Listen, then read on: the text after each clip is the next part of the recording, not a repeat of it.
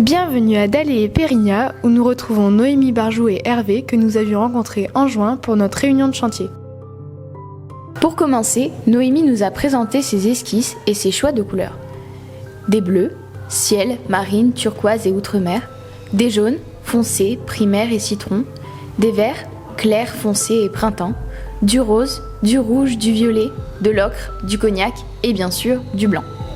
Une variété que nous avons encore élargie en faisant des mélanges.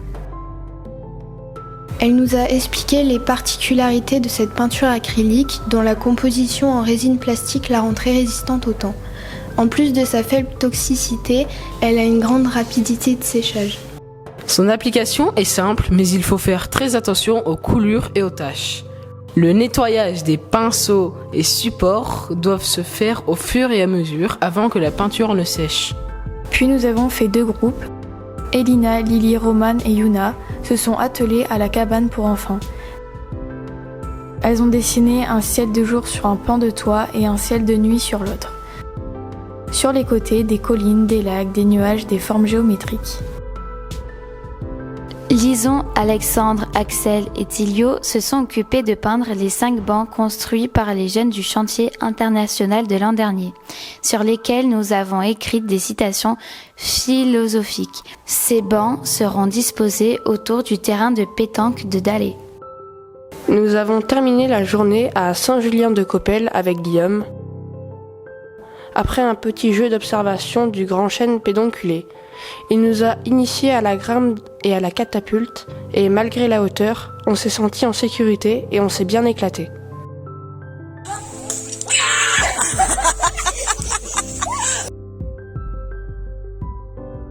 Le second jour, après une séance de sophrologie stimulante avec Alison sur les bords de l'Allier, nous avons repris avec entrain la peinture de la cabane. À l'intérieur, Lison et Tilio ont dessiné un salon, un aquarium, une cuisine et de multiples éléments d'intérieur. Pendant ce temps, Elina et Lily ont peint le banc de l'amitié pour l'école. Un banc qui sert aux enfants qui se sentent tristes et isolés et qui ont besoin de parler.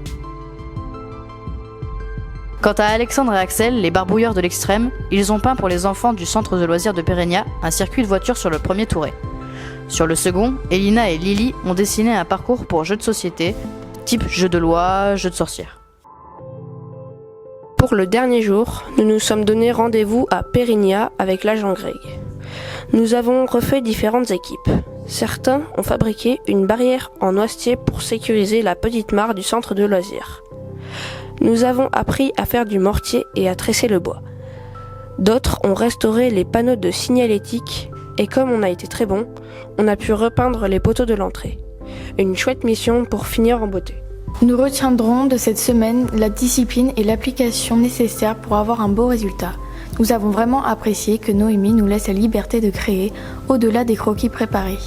Elle a été très à l'écoute de nos suggestions. Elle a très bien su nous orienter dans nos choix et nous conseiller pour harmoniser les couleurs.